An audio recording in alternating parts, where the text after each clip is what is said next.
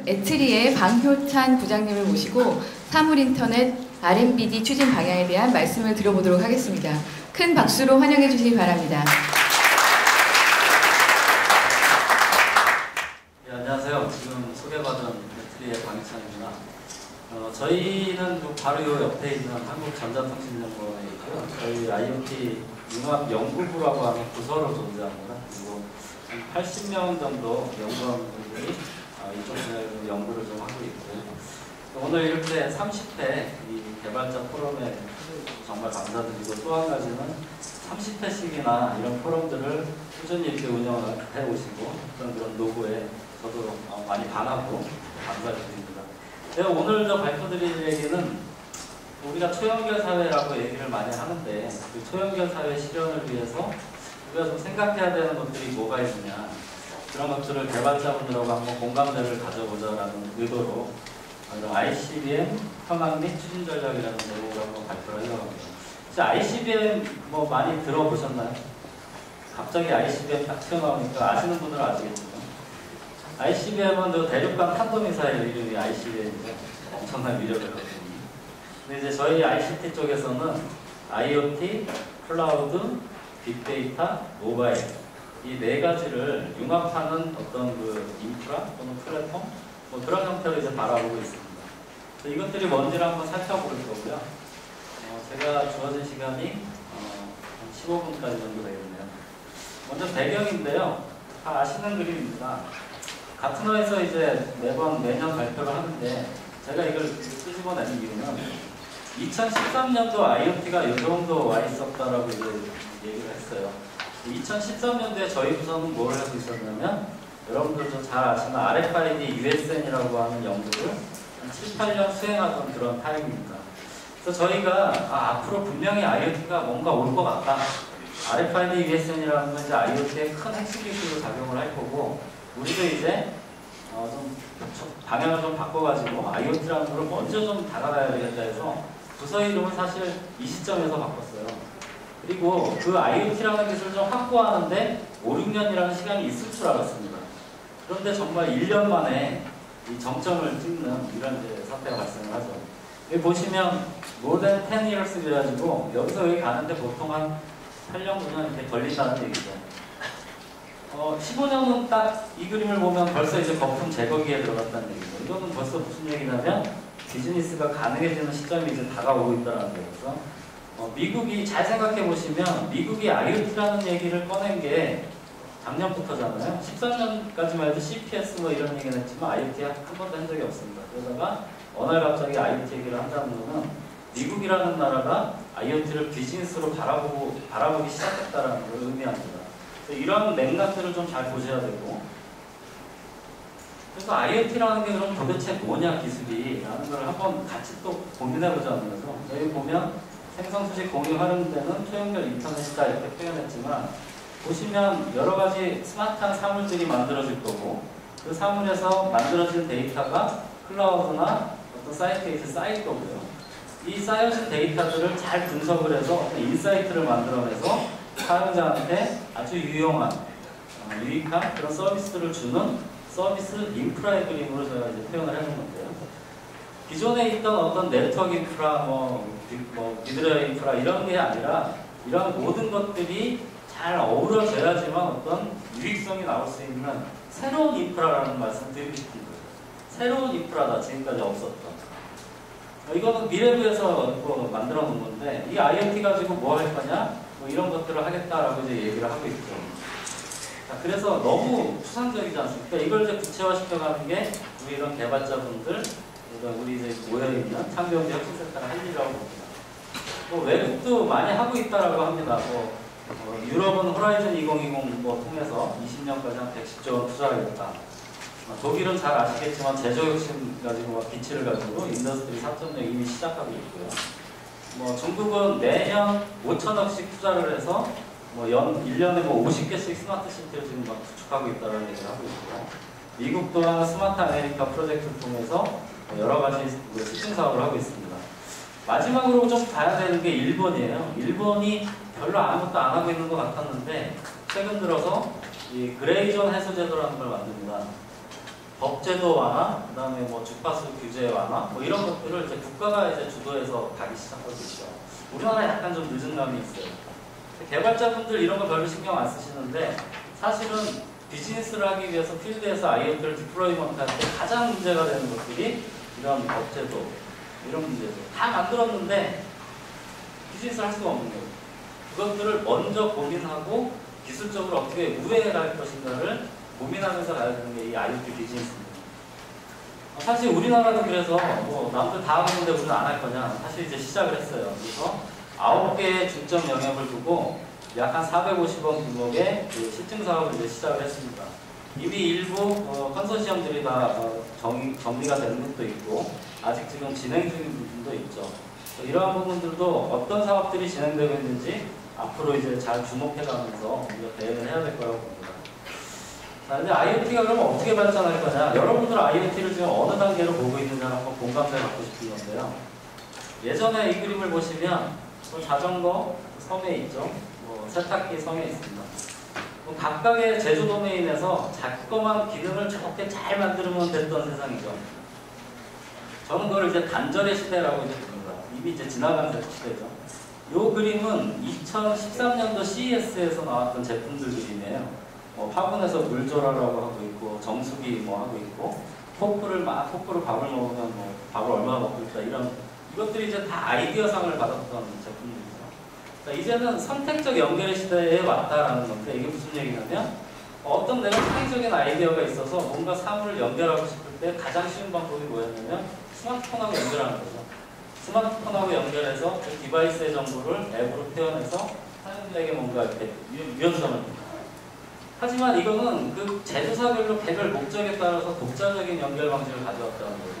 아직까지도 스마트폰과 내가 갖고 있는 스마트폰과 디바이스를 연결하는 수준의 연결성에 있었다. 그런데 앞으로는 어떻게 될 거냐? 이게 웹이라고 하는 우리 인류가 다 쓰고 있는 초연결의 인프라를 이용해서 모든 사물이 글로벌 스케일로 바뀌는 그런 시대가 올 거다. 이미 준비하고 있는 시대가 오거든요. 그러면 이런 환경에서 우리는 그럼 뭘 준비해야 되느냐? 하지만 대부분의 사람들은 아직 이 도메인에 이제 묻혀 있는 거죠. 그런 것도 준비해야 됩니다. 근데 왜 이 얘기를 처음에 꺼냈냐면 다가오는 미래는 어떻게 될 거냐를 한번 바라봐야 된다는 거예요. 아까도 창조 얘기를 했지만 김정은 교수님의 에디톨로지라는 책을 보면 창조라는 거는 있을 수 없다 그러죠. 창조는 무에서 유를 만드는 거기 때문에 신이나 하는 일이지 우리 개발자들이 할 일이 아니다. 그럼 뭐냐? 창의라는 말을 씁니다. 기존에 있던 것들을 다시 재구성하고 편집해서 새로운 인사이트를 만들어내는 것. 그것이 창조다. 우리가 생각할 수 있는 창조의 한계다. 그러려면 어떻게 해야 되느냐? 편집할 수 있어야 된다는 얘기를 하죠. 그 얘기는 조금 뒤에 다시 하고요. 2045년 UN 미래보고서를 보면 이런 얘기가 있어요. 그 인간 지능을 뛰어넘는 인공지능 사회. 요즘에 이거 굉장히 얘기 많이 나옵니다. 그 다음에 인간과 이제 구별할 수 없는 AI 로봇 나온다. 그리고 이 책을 보시면 애플과 구글이 자동차 산업을 지배하게 되는 날 해가지고 이런 IoT가 바꾸는 자동차 제조 산업. 자동차 산업이 이러한 우리가 갖고 있는 ICT 기술로 인해서 완전히 재개편된다는 거죠. 이미 자동차 회사들도 굉장히 긴장감을 갖고 있는 부분이고 이런 얘기들이 이제 나오고 있고요. 또 하나는 제2의 기계시대라는 이 책을 보시면 이 MIT 교수가 우리 인간의 혁명이 딱 인류에 이제 한 번 있었다. 예를 들어서 농경사회에 한 번 있었다는 데가 다 거짓말이다.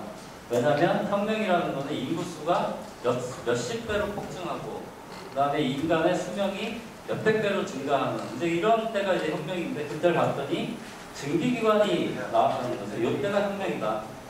그래서 우리의 인간의 육체적 능력을 완전히 증폭시켜줬던 그런 이제 한 번의 혁명이 있었고 곧 다가올 혁명이 곧 우리 눈앞에 있다라는 얘기를 합니다. 우리의 정신적인 인지 능력을 강화시키는 제2의 기계 시대가 올 거다라는 얘기를 하죠. 자, 우리는 IoT라고 하는 연결성만 바라보지 마시고요. 우리 도대체 왜 연결하냐는 거예요. 도대체 사물을 왜 연결하려고 할까요? 라는 거를 우리가 고민해야 되는데 그러한 것들이 이러한 기반에서 우리가 고민을 해야 되겠다라는 거죠. 그래서 ICBM 생태계라고 하는 거는 제가 볼 때는 이런 거죠. 그 센서라는 것들, 그 다음에 이런 센서를 잘 연결해서 데이터들을 어딘가에 잘 축적해주고 관리해주고 이러한 데이터들을 의미 있게 잘 분석을 해서 각각의 도메인에 쉽게 쓸 수 있게 또 활용할 수 있는 이런 생태계를 만들어주는 이런 ICBM의 넥스트 인프라를 우리가 구축해 가야 된다는 거죠. 단순히 이 그림만 보셔도 아시겠지만 IoT, 인터넷 오브 띵스만 가지고 이게 될까요? 절대 불가능하죠. 그래서 이런 것들을 조금씩 하고 있는 이런 어떤 회사들의 사례를 좀 넣었는데, 이 롤스로이스는 자동차 엔진 만드는 회사였는데 그 비행기의 엔진에 지금 그 센서를 넣어가지고 비행기가 운항하는 동안에 모든 정보를 분석해서 그 사고나 AS나 이런 데 이제 활용해주는 서비스 회사를 이제 재탄생하고 있다는 거고, GE 잘 아시는 GE도 이런 윈드 터빈에 센서를 다 넣어가지고 이게 뭐 고장이 날 것 같다 싶으면 미리 그냥 다 교체를 해버려서 이런 3천만 달러 뭐 절약했다. 자기네들은 이런 플랜트 산업의 IoT를 적극 적용해 가겠다. 이런 얘기를 하고 있습니다. 뭐 이렇듯이 조금씩 바뀌는 건데요. 저는 이제 이렇게 생각해요. 그 수많은 IoT 디바이스나 제품들이 많이 있었는데 왜 돈 버는 데 있으니까 아직 돈 버는 데 별로 없거든요.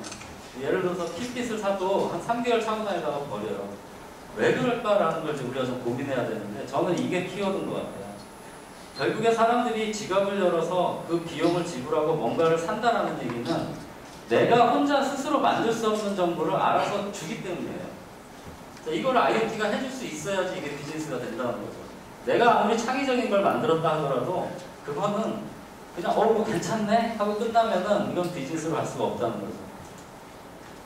그렇게 하려면 어떻게 해야 되느냐? 디바이스 하나만 가지고는 안 되고, 그러한 그 디바이스들이 사람의 개입 없이 이런 비침습으로 당뇨를 체크해 준다던가, 내가 누워서 자면은 내 잠자는 습관의 모든 패턴들을 센서가 알아서 센싱을 해준다거나, 화장실에 가도 내가 꼭 누구야라고 얘기를 하지 않아도 나를 알아주고 누군지 알아서 그 정보들을 클라우드에 다 자동으로 모아주고, 그 정보는 여기 보시면 프라이빗 클라우드죠.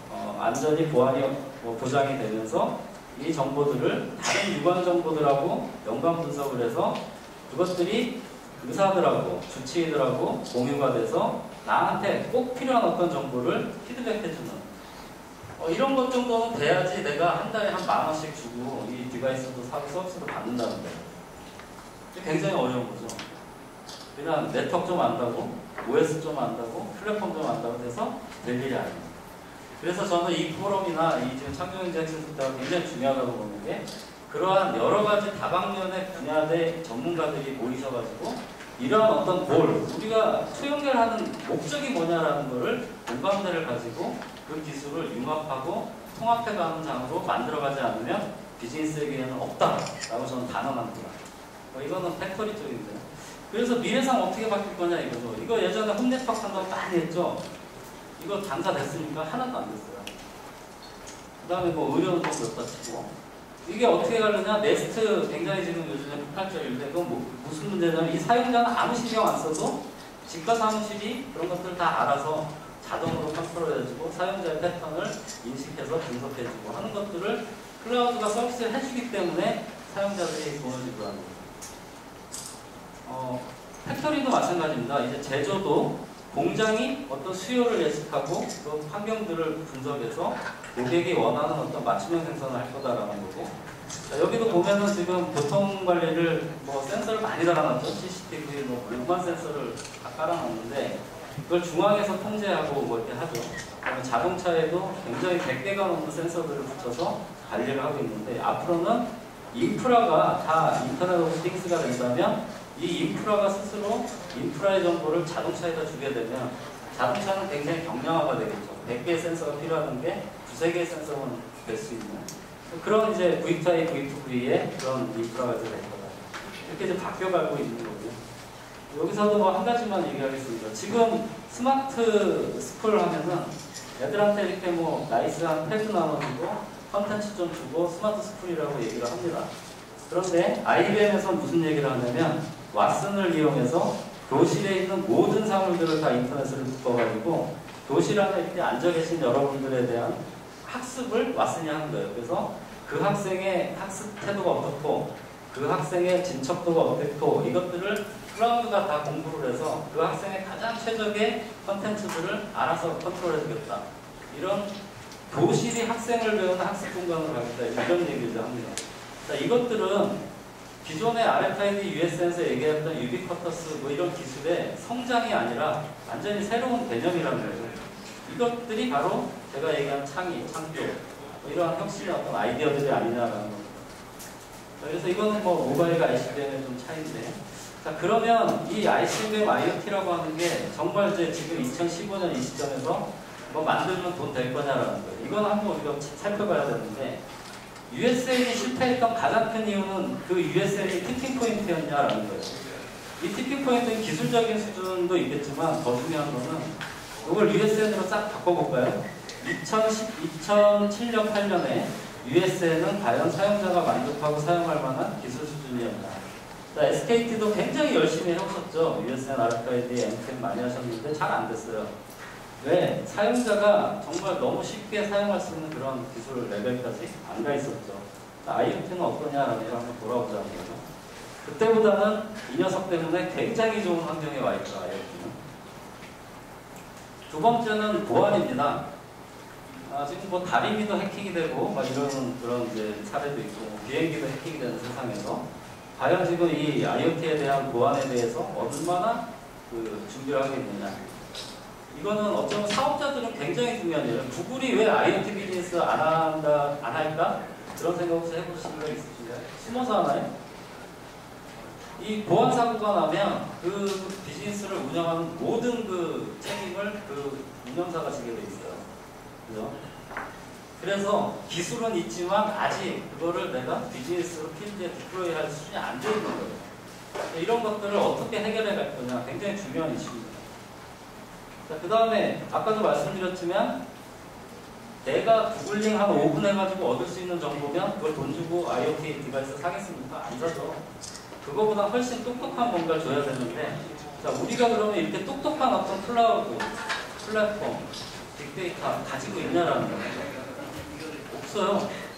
우리 왓슨 같은 거 없어요, 대한민국에. 이런 거 어떻게 준비할 거냐. 저 벌써 이제 인공지능은 6천조 원대 불러오셨는데 이 인공지능 만들려면 여러분들 잘 아는 딥러닝 기술이라든지 여러 기술들이 IoT가 연결돼서 정보들이 들어와줘야 됩니다. 우리나라 빅데이터 활성화가 안 된 이유는 그 분석할 데이터가 없어서 그래요. 그 데이터를 이제 IoT로 모아보자라고 하는 거죠. 그래서 이런 부분들, 스피드와 인텔리전스가 중요한 키인데 이거를 IoT가 어떻게 해결할지도 고민해야 된다. 그리고 이러한 ICBM이라고 하는 여러 영역에 묶여있는 이 융합 인프라들이 아직도 일반인이 쉽게 활용할 수 있는 수준은 아니다. 이런 플랫폼 없어요, 지금 우리나라에. 아까도 얘기했지만 에이컬로지에서 창의는 편집이라고 그래요. 사람들이 돈 내고 그걸 도구를 사서 뭔가를 한다는 거는 내가 그거를 마음대로 주물르고 마음대로 편집할 수 있어야 사람들은 재미를 느끼고 돈을 지불합니다. 자, IoT 인프라가 그렇게 지금 돼 있습니까? 안 돼 있죠? 그냥 매뉴얼 따라하기 뭐 이런 거 해야지 간신히 붙어요. 그래가지고는 돈 주고 안 삽니다. 이 수준까지 와야지 우리가 이런 글로벌 스케일러빌리티 얘기도 할 수 있지 않을까. 그래서 뭐 생태계는 이렇게 갈 거다라는 말씀드리고요. 그래서 사실 저희도 많은 정부에다 이런 얘기들을 드렸고요. 그래서 우리가 R&D에 어떻게 투자해 가야 되는지를 많이 이제 말씀드렸어요. 그래서 기술적인 측면에서는 이런 보안 위협 방지 대응 이런 것들은 좀 국가 차원에서 해야 된다라는 얘기를 해서 R&D 트랙이 만들어지고 있고요. 그 다음에 지능형 IoT 기술, 그러니까 예를 들어 인공지능이라고 한다면 최소한 18세 수준의 상식을 가지고 있는 그런 어떤 인지 능력을 갖는 시스템 같은 것들을 우리가 좀 만들어야 된다라는 얘기를 하고 있고, 그 다음에 글로벌 사물 빅데이터 센터인데 이게 굉장히 중요합니다. 여러분들이 디바이스를 스스로 만들어서 데이터를 모아요. 그런데 그거 한계가 있죠. 얼마나 모으겠어요, 개인이 모으면. 그 데이터 가지고 뭘 할 수 있죠? 난 한번 고민을 해보세요. 최소한 있잖아요. 클라우드에서 어떤 유용한 인사이트를 뽑아내려면 100만 명 이상의 가입자가 디바이스를 통해서 정보를 줘야지만 뭔가 인사이트가 나올 수 있거든요. 그걸 개인이 할 수 있다? 일개 회사가 할 수 있다? 불가능합니다. 그걸 할 수 있는 이러한 우리나라의 모든 붙어있는 사물 빅데이터를 오픈 데이터처럼 활용할 수 있는, 그리고 그 데이터 플랫폼에 들어오면 누구나가 그 데이터들을 이용해서 편집해서 우리가 앱을 만들듯이 다양한 놀이를 할 수 있는 이런 걸 만들어줘야 된다는 거예요.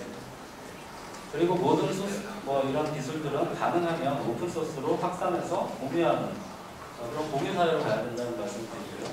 그래서 기술적으로는 이런 걸 보고 있어요. 안정한 IoT 인프라, 그리고 지금보다 1100배는 지금 5G 얘기 나오잖아요. 기가코리아 얘기 나오고 이런 초고속 IoT, 현재보다 1000배 많은 데이터들을 당연히 관리할 수 있는 이런 클라우드 기술이 있습니까? 없어요.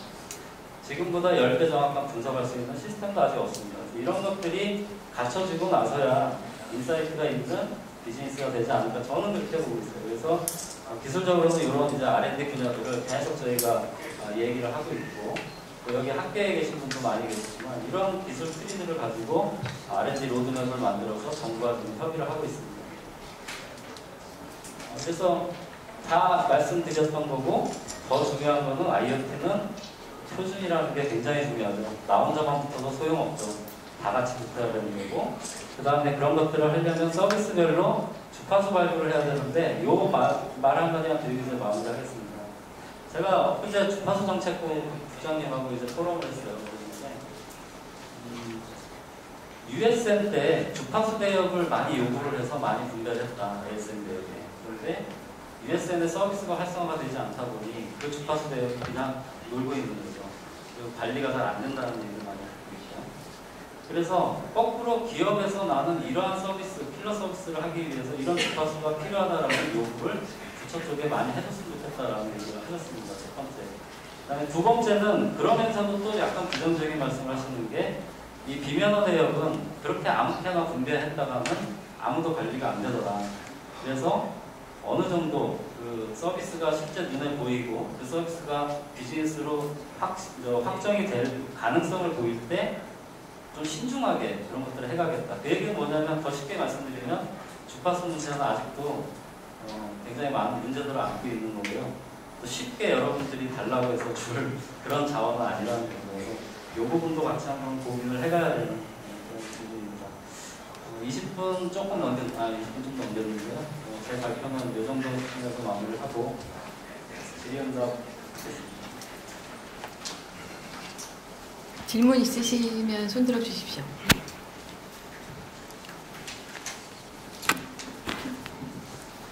없으신가요? 그럼 네.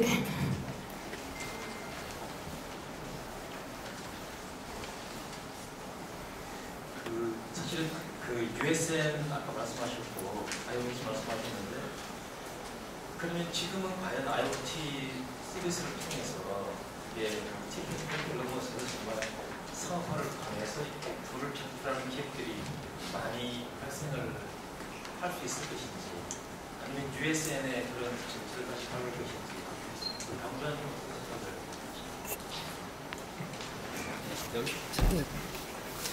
그 오늘 키워드는 사실 창조였어요. 근데 이제 USN과 MTM을 저는 빨리 잊으라는 말씀을 드리고 싶습니다. 그 USN하고 MTM을 좀 더 나은 기술로 우리가 발전시키겠다라는 욕심을 갖고 이걸 접하면 결국 아무것도 안 나오고요. IoT는 완전히 새로운 개념이다라고 이제 접근하시면서 비즈니스를 찾으면 굉장히 좋은 모델이 나올 것 같고, 그 사례가 엊그제 신문에 났죠. IBM이 헬스 클라우드 사업을 시작하겠다. 그 IBM 왓슨을 이용해서 뭐 존스앤존스나 뭐 여러 가지 그 메디컬 회사들을 묶어가지고 아까 말씀드린 ICBM 생태계 형태의 그 헬스 클라우드를 만들어서 비즈니스를 이제 시작하겠다. IBM이 그런 얘기를 하고 있죠. 그 기술들이 IBM이 봤을 때는 새로운 기술들이 아니었어요. 그런데 지금 이 타이밍에서는 그 예전에 있던 기술들을 잘 융합하고 조합하고 편집을 하니 굉장히 우리 눈에는 창의적인 어떤 비즈니스로 보이게 되는 거죠. 그런 것들은 분명히 가능성이 있고요. 시야를 좀 더 넓히라는 말씀이죠. 그러니까 디바이스 뭐 지금 저런 조그만 플랫폼, 우리가 얘기하는 뭐 IoT 플랫폼 이런 거에만 너무 집중하다 보면 비즈니스의 찬스를 놓칠 수 있다. 좀 크게 보자 라는 이야기.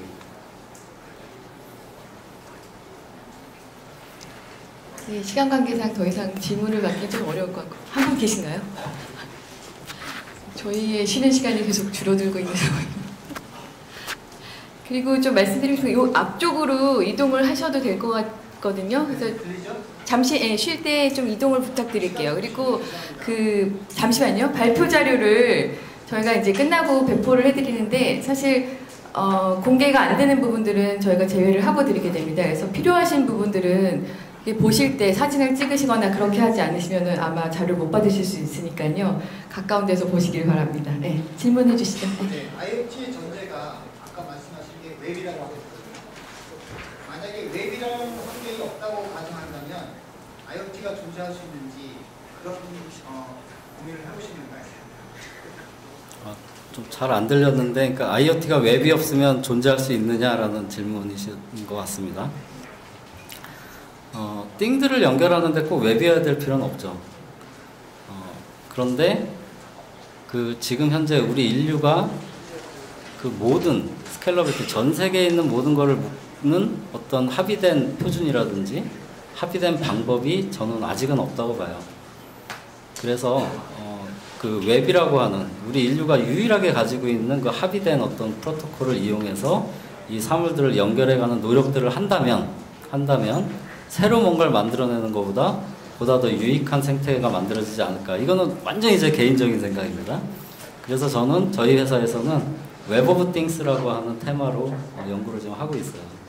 그래서 지금 여기 인텔도 나오시고 엠베드도 나와 있지만 저 디바이스들이 연간 엄청나게 빠른 속도로 지금 성장하고 발전하고 있지 않습니까? 그래서 웹으로 올린다라는 거에 대해서 부담을 갖지 않는 그런 세대가 곧 오지 않을까 저는 그렇게 생각하고 있습니다.